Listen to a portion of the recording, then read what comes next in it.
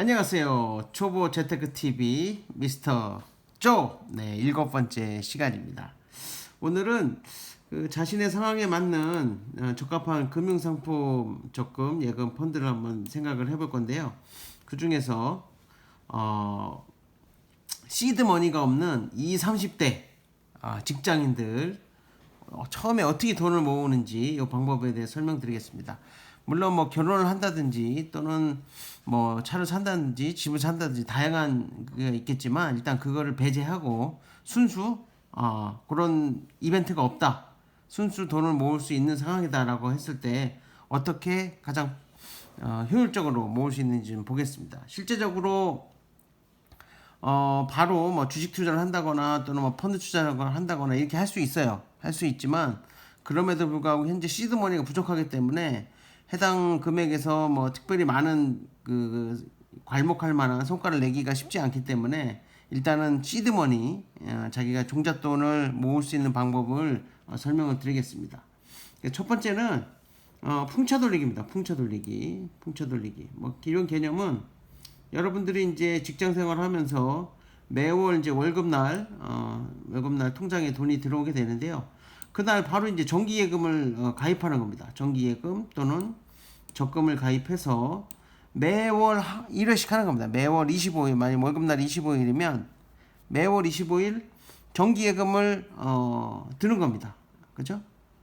그래서 개념은 매달 한 개의 통장을 1년 만기로 추가로 개설하고 만기된 계좌 이게 12개월을 지나게 되면 25일 날이 월급 날인 동시에 자기가 1년 전에 넣었던 월급의 1년 정기 예금이 만기가 되는 날입니다. 그래서 만기되는 예금 플러스 이자 그리고 오늘 나온 월급 그거를 합해서 다시 또 정기예금을 드는 겁니다. 그러면 이게 이제 곱하기로 두 배수로 이제 이 정기예금이 늘어나게 되겠죠.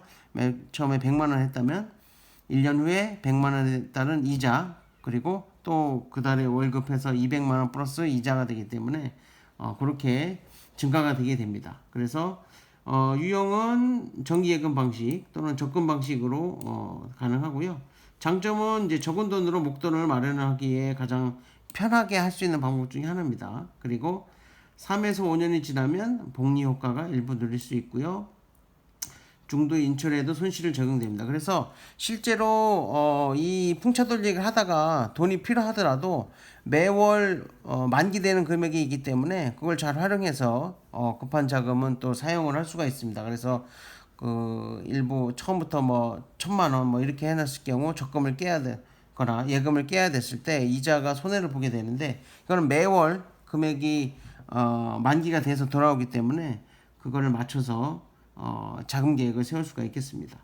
단점은 뭐 좀 귀찮죠. 근데 요즘은 귀찮지도 않습니다. 핸드폰으로 다 할 수 있으니까. 그리고 금리 인하 시기에는 부적절. 실제로 지금 제가 이전에 강의에서 말씀드렸듯이 예금이라든지 적금이 메리트가 많이 없어졌어요. 그럼에도 불구하고 이런 방법들이 있다. 그리고 대상은 사회초년생, 월급쟁이 주부들이 해당 풍차 돌리기 개념으로 시드머니를 만들 수 있는 방법입니다. 그래서 정기예금을 매월 100만 원씩 투자를 한다고 생각했을 때 자 1년차, 2년차, 3년차 쭉 내려오죠. 5년차까지 했을 때 매월 100만 원씩 5년을 하면 대략 6,300만 원 정도, 6,200만 원 정도가 모이게 됩니다. 그래서 특별한 뭐 기술이 필요한 건 아니고 매월 한 번씩 정기예금을 만기가 된 건 찾고 다시 불입하고 해서 매월 한 번씩 풍차를 돌린다 이렇게 생각하시면 됩니다.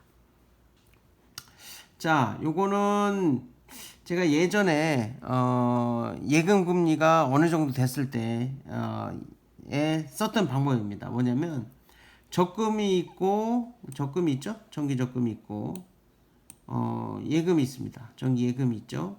실제로 여러분들이 정기 적금하고 정기 예금의 차이는 아마 어느 정도 이해는 하고 계실 거예요. 그래서 실제적으로 정기 적금이 이율은 높지만 매달 붙는 타입이기 때문에 실제 이자는 매우 낮다는 걸 아실 수 있고요. 정기예금은 처음부터 해당 전체 금액에 대해서 예금 금리가 들어가기 때문에 차이가 있습니다. 그래서 요 개념은 뭐냐면요. 정기 예금을 정기 적금을 이용해서 실제로 정기 예금과 같은 효과를 노리는 그런 건데요.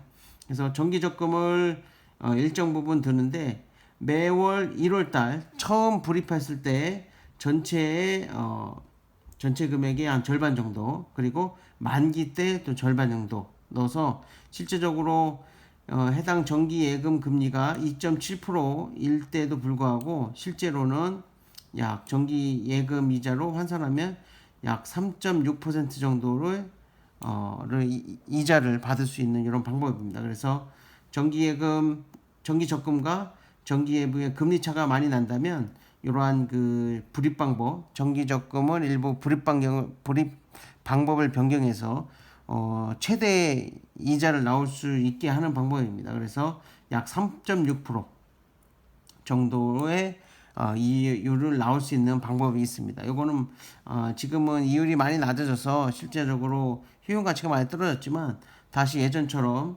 정기예금이 뭐 3% 수준, 그리고 적금이 약 4% 이상 넘어간다면 실제로 정기예금과 정기정금의 약 중간 정도 레인지의 이자를 받을 수 있는 방법 중에 하나입니다. 궁금하신 분은 요청하시면 제가 요 시트를 보내드리도록 하겠습니다. 자, 방금 그 예금에 대해서 풍채를 돌렸는데요. 지금은 처음부터 정기예금이 너무 이율이 낮기 때문에 나는 정기예금으로 할 수 없다. 그러면 리스크가 있지만 ELS로 풍차를 돌릴 수가 있습니다. ELS 풍차. 자, 매월 발행되는 ELS에 100만 원을 투자를 하는 거예요. 100만 원. 아까 예전에 강의 드렸던 가장 안전한 방법을 ELS를 선택하고 청약을 해서 ELS로 매월 100만 원, 물론 자신의 그 월급에 따라서 100만 원 할 수도 있고 200만 원 할 수도 있고요. 300만 원 할 수도 있겠습니다. 100만 원을 하고 그래서 연 6% 정도의 이율을 보는 거죠. 물론 이 ELS는 만기가 3년이기 때문에 3년이 만기를 꽉 채울 수도 있다라고 생각을 하셔야 됩니다. 그리고 50만 원은 단기채 펀드에 넣으셔야 돼. 단기채 펀드에. 여러분들이 따로 개인연금이나 퇴직연금, ILP 계좌가 없다면 단기 채권에 해당 ELS 금액의 절반을 넣으셔야 돼요. 실제 ELS에서 문제가 발생되면 요 단기채 펀드를 이용해서 해지를 해야 되는 상황이 발생될 수 있기 때문에 전체 ELS 금액의 절반은 단기채 펀드, 나중에 소개시켜줄 펀드에다가 넣어야 되고요. 약 2%의 이익이 나올 수가 있습니다. 그래서 이거를 매월 3년간 돌리면 실제적으로 아까 정기 예금에서 나왔던 금액보다는 훨씬 더 2배 이상의 그 이자를 받을 수 있다, 이렇게 판단하실 수 있겠습니다. 한 3배 정도 나오겠네요. 그리고 개인연금, 퇴직연금에 여러분 자산이 있는 경우 이 자산을 제대로 투자하거나 현재 내가 운영할 수 있는 그 운영해도 적자 수익률이 별로 안 나온다면 다 단기 채권용으로 보내고요. 해당 금액만큼 ELS를 투자해서 적절한 수익을 얻는 게 좋겠습니다. 금일은 그 20, 30대 직장인으로서 초기에 시드머니를 얻을 수 있는 방법에 대해서 말씀드렸는데요. 실제 돈을 모으기 위해서는 필요하다면 적절한 생활 패턴을 바꿀 필요가 있습니다. 생활 패턴 바꿔야 됩니다. 현재 내가 버는 비용에 대비해서 50% 이상 소비를 한다 그러면 생활 패턴을 바꿔서 60% 이상 투자를 할 수 있는 그렇게 만들어야 되고요. 지금 소비하지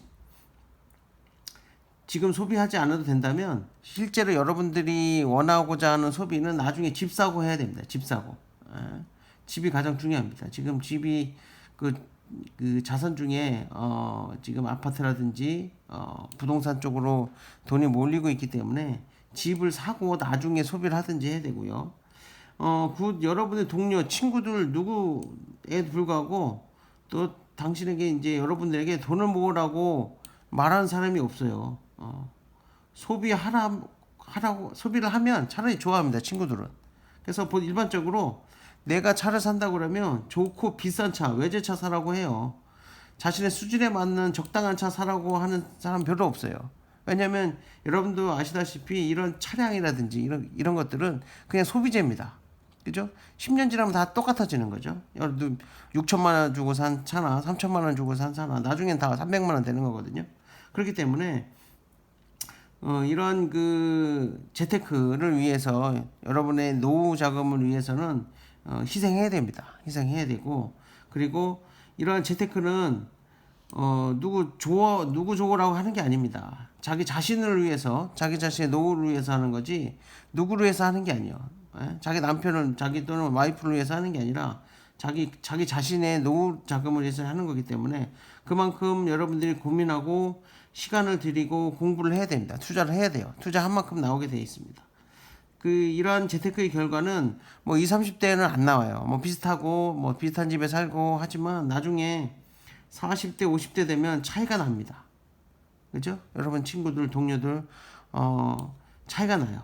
그래서 실제로 여러분들이 재테크 잘하는 친구, 동료랑 친하게 지내야 됩니다. 그 사람한테부터 정보가 나와요.